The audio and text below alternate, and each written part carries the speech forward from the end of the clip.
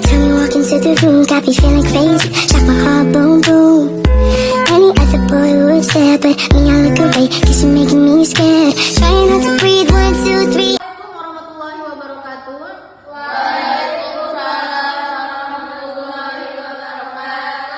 Selamat pagi anak-anak. Pagi. Gimana kabarnya semuanya? Alhamdulillah, luar biasa. Allahu Akbar. Alhamdulillah. Coba dilihat teman-temannya. Apakah ada yang tidak masuk? Semua ya temannya ya. Semoga Allah selalu beri kesehatan kepada kita sehingga kita dapat selalu belajar bersama di kelas ini. Amin. Sebelum kita memulai pelajaran, mereka berdoa dulu. Ayo, diangkat kedua tangannya, ditundukkan kepalanya, berdoa dimulai. Bismillahirrahmanirrahim. Rabbi sholli shodri wa yassir li amri wahlul 'uqdatam min lisani yafqahu qawli. Rabbi zidni ilma warzuqni fahma. Amin. Ini kok lemes banget kayaknya hari ini belajarnya. Ayo sebelum kita mulai pelajaran, coba ibu mau ice breaking dulu sama kalian. Ayo semuanya berdiri dulu, semua di sini. Ayo baris ya. Nah ini dilihat, disesuaikan dengan tangannya ya. Nanti kalau ada yang salah, nanti ibu kasih pertanyaan. Ayo dimulai dari Atira ya. Yang cepat. Oke benar, Anadia. Ayo Anadia salah. Bentar, sekarang India.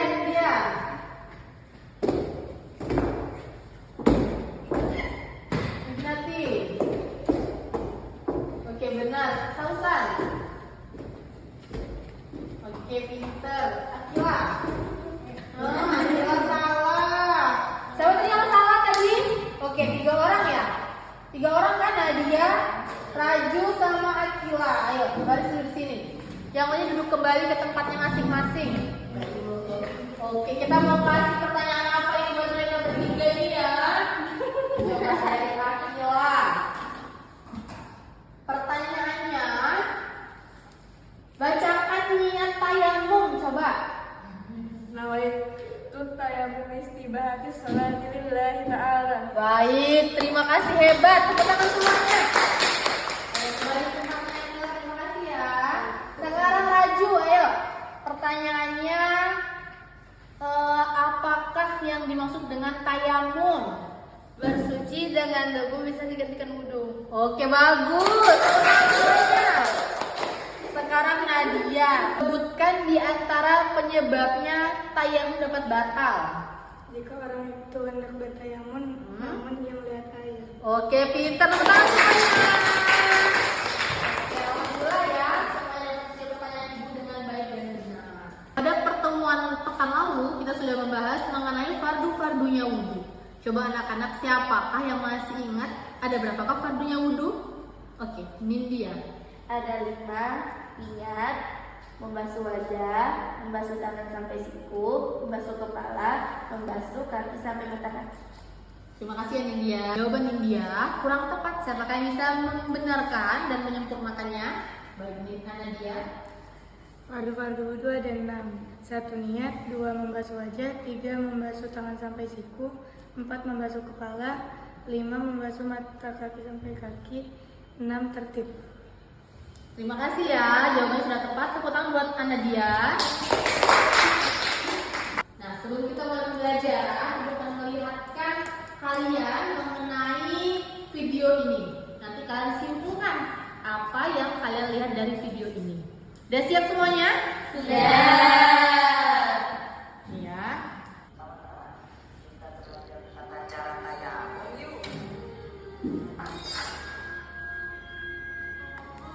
Pertama, membaca basmalah. Selanjutnya, meletakkan kedua tangan di atas debu yang bersih dan suci. Nomor 1.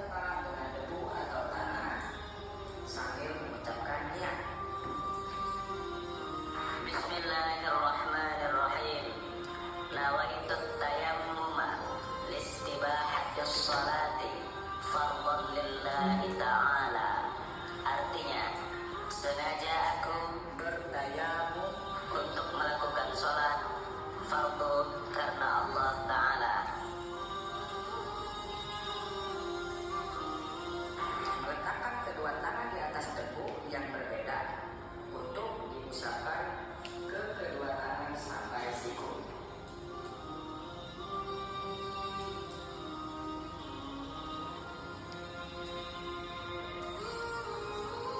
Dan yang terakhir, tertib. Nah, itulah tata cara tayamum. Assalamualaikum warahmatullahi wabarakatuh. Udah melihat semuanya video tadi? Sudah. Coba sekarang ibu tanya, siapa yang dapat menjelaskan kembali mengenai isi dari video ini? Oke, Akila, coba. Tayamum adalah cara alternatif bersuci dalam Islam ketika tidak ada air atau tidak memungkinkan untuk menggunakan air dengan cara menggunakan debu. Dan dengan cara ini kita tetap bisa sholat meskipun dalam keadaan tidak ada air. Oke, bagus. Terima kasih Akila. Tepuk tangan buat Akila. Ada lagi yang bisa menjelaskan isi dari video ini? Jelaskan mengenai fardu-fardunya tayamum yang menjadi syarat sahnya. Oke, terima kasih Raju. Bagus sekali jawabannya. Tepuk tangan Raju. Ya, jadi kita sekarang membahas mengenai fardu-fardunya tayamum.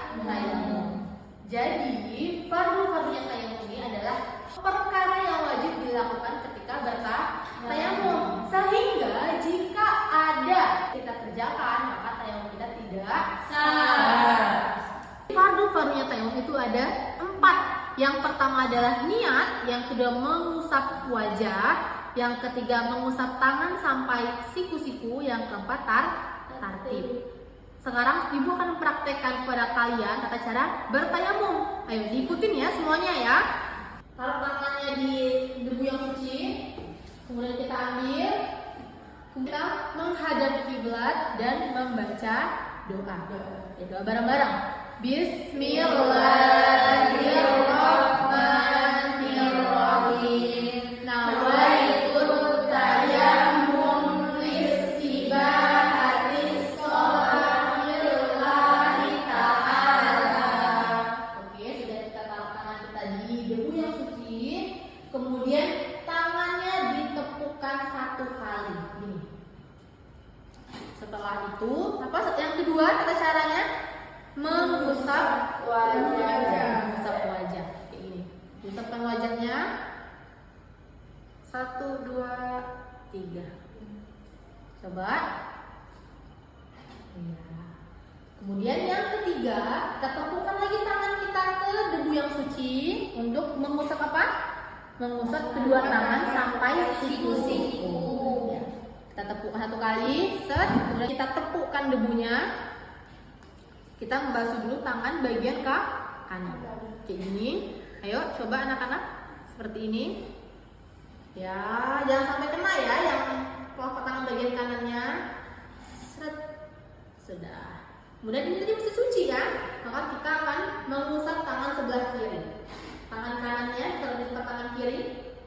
Oke, 1, 2. Udah paham? Syarat yang keempat adalah tertib. Maksudnya dari tertib adalah melakukannya secara berurutan dari niat, mengusap wajah, mengusap kedua tangan sampai siku-siku, itu harus berurutan. Gimana kalau misalnya kita nggak berurutan dari niat, kemudian basuh tangan baru basuh wajah? Sah nggak seperti itu? Maka jawabannya tidak sah. Paham ya? Sekarang kita bahas mengenai kapankah tayamum itu diperbolehkan. Jadi tayamum diperbolehkan dalam 3 tempat. Yang pertama adalah pada saat tidak ada air dan tidak mendapatkannya. Contoh, kalian suatu tempat yang ada di situ tuh kering kerontang, tidak ada persediaan air. Maka kalian diperbolehkan untuk bertayamum. Itu syarat yang pertama. Sekarang syarat yang kedua, pada saat takut menggunakan air karena sangat terasa dingin atau disebabkan oleh sakit. Misalnya ada seseorang yang sedang sakit dan dia itu tidak diperbolehkan menggunakan air. Misalnya dia menggunakan air, maka lukanya itu akan bertambah parah atau nanti dia akan bonyok lukanya itu. Maka dia diperbolehkan untuk bertayamum. Atau contoh lagi, airnya itu air yang sangat dingin, seperti air es yang mana ketika kita terkena air tersebut maka badan kita akan menggigil dan akan menyebabkan sakit. Maka diperbolehkan bersuci menggunakan tayamum. Diperbolehkan tayamum lagi yang ketiga adalah pada saat air yang digunakan hanya cukup atau lebih diperlukan untuk dikonsumsi. Contohnya seperti ini. Kalian ada air tapi hanya air itu cukup untuk digunakan kalian minum. Dan nanti kalau misalnya kalian nggak minum, kalian akan mati atau contohnya akan kehausan. Atau lagi contoh, ada air sedikit tapi ada hewan yang kehausan. Maka siapa yang kita dahulukan? Hewan tersebut karena akan mengakibatkan kematian jika tidak diberikan. Nah itu juga baik kita bertayamum. Paham ya? Terakhir, apakah yang menyebabkan tayamum itu batal? Di antara perkara yang menyebabkan tayamum batal adalah setiap perkara yang membatalkan wudu. Jadi semua perkara yang membatalkan wudu itu juga membatalkan tayamum. Seperti contohnya buang air kecil, buang air besar, buang angin, apalagi haid, nifas, junub, itu semua membatalkan tayamum. Ada lagi contohnya, membatalkan tayamum lagi, melihat air di selain waktu sholat. Jadi ketika kita bertayamum, kemudian kita melihat air, maka tayamum kita batal. Dan juga yang terakhir adalah murtad. Apa itu murtad? Keluar dari Islam. Itu juga menyebabkan tayamumnya seseorang menjadi batal. Paham anak-anak semuanya? Pelajaran kita pada hari ini cukup sampai di sini. Ibu akan buka sesi pertanyaan. Ada yang ingin bertanya? Oke, Ibu nanti. Ibu, boleh gak saya melakukan 1 kali tayamum untuk sholat maghrib dan isya?